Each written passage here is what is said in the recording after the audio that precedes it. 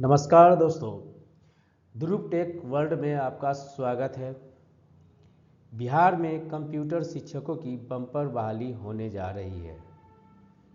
एक अनुमान के अनुसार लगभग 80,000 की बहाली होगी। इस बहाली के लिए क्लास 1 टू 12th के लिए बहाली होगी।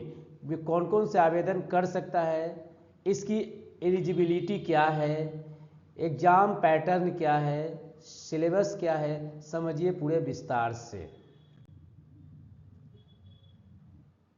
एलिजिबिलिटी देखिए, अगर क्लास 6 से 10th के क्वालिफिकेशन के लिए वैकेंसी है, जिसका पोस्ट लगभग 31,000 है, जिसका आपको इस फॉर्म को भरने के लिए डिग्री के हिसाब से बीएससी यानी कंप्यूटर साइंस से होना चाहिए, आपको बीएससी इंफॉर्मेशन टेक्नोलॉजी से होना चाहिए, बीसीए किसी भी यूनिवर्सिटी से होना चाहिए, बीटेक होना चाहिए, लेकिन याद रखना चाहिए कि आपको ये सीएस यानी कंप्यूटर साइंस से होना चाहिए। एमसीए की डिग्री भी मान्य है और एमटेक की डिग्री भी मान्य है। अगर ये डिग्री आपके पास नहीं है तो आप ग्रेजुएशन लेवल पर भी कर सकते हैं, लेकिन बशर्ते इसके साथ होना चाहिए पीजीडीसीए कंप्यूटर साइंस है, ठीक है। आप किसी भी रिकॉग्नाइज यूनिवर्सिटी से आपका होना चाहिए। इसके अलावा अगर ये भी नहीं है तो आप नाइलट द्वारा सर्टिफिकेट प्राप्त से भी कर सकते हैं, जिसमें आपको ए लेवल का सर्टिफिकेट, बी लेवल, सी लेवल या ओ लेवल का होना चाहिए। नाइलेट जो पहले हम लोग डोएक सोसाइटी द्वारा प्रायोजित होती थी, अब उसका नाम बदल के नाइलेट कर दिया गया है। आगे हम इस पे समझते हैं। और क्लास 1 to 5 के लिए क्वालिफिकेशन क्या है ये भी समझिए। इसमें भी लगभग सेम है, BSc computer science, BSc IT, BCA, BTech, जो कंप्यूटर साइंस, एमसीए और एमटेक होना चाहिए। इसमें भी अगर ये नहीं है तो ग्रेजुएशन डिग्री होना चाहिए, किसी भी डिसिप्लिन से होना चाहिए, लेकिन साथ में पीजीडीसीए यानी कंप्यूटर साइंस की डिप्लोमा भी होना चाहिए, या नाइलेट द्वारा सर्टिफिकेट प्राप्त ए, बी, सी और ओ लेवल का होना चाहिए। ये याद रखिए, डीएलएड और बीएड के लोग अप्लाई नहीं कर सकते हैं, लेकिन एसटीएटी, एनसीएटी पास वे अप्लाई कर सकते हैं। ये नोटिफिकेशन का आप इंतज़ार जरूर करें। आगे हम विस्तार से समझते हैं।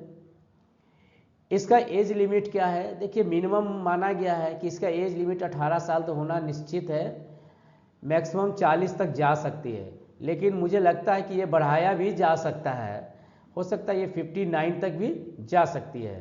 लेकिन इसका नोटिफिकेशन आप पढ़ते जरूर रहें, आगे देखते रहें। आगे समझिए, बिहार कंप्यूटर टीचर का सिलेबस क्या है ये भी समझिए आप।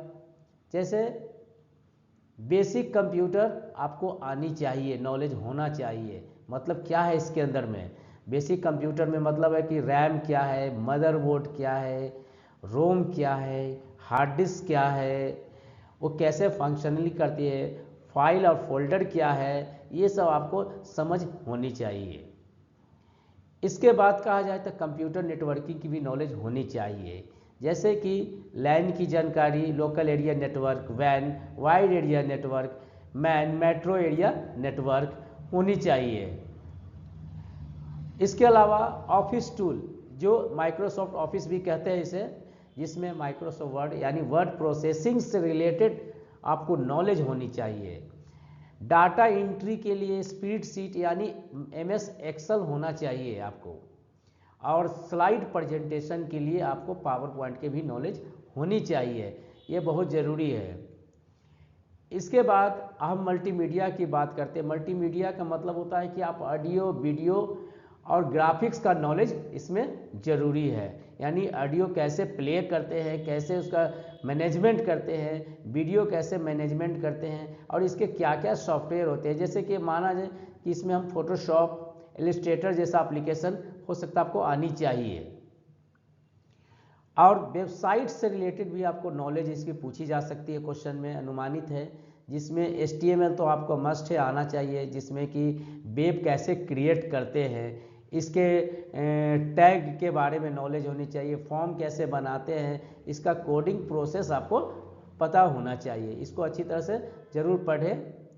इसके अलावा आज के समय में साइबर सिक्योरिटी की भी इसके पूछा जा सकता है, जिसमें कि अपने हैकर से कैसे बचाया जा सकता है, इसको अपने कंप्यूटर को सुरक्षित कैसे कर सकते हैं, एंटीवायरस क्या है, वायरस क्या है, इसके बारे में आपको अच्छी तरह से नॉलेज होनी चाहिए।